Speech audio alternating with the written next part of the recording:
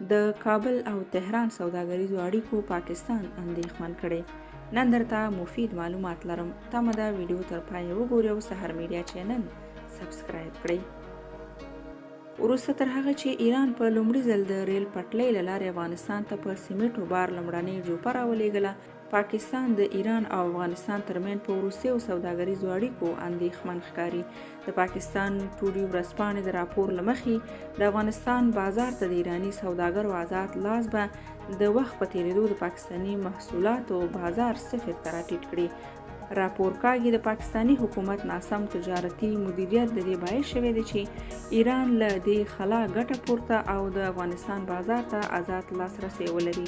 راپور کې راغلي که څه هم پاکستاني چارواکو په وار وار د سوداګریزو اړیکو پیاوړتیا لپاره افغانستان ته سفرونه کړي دي، خو د پولو او په ټوله کې د ناسم تجارتي مدیریت له امله یې افغانستان ته د صادراتو کچه ورځ تر بلې د ټیټېدو په حال کې ده.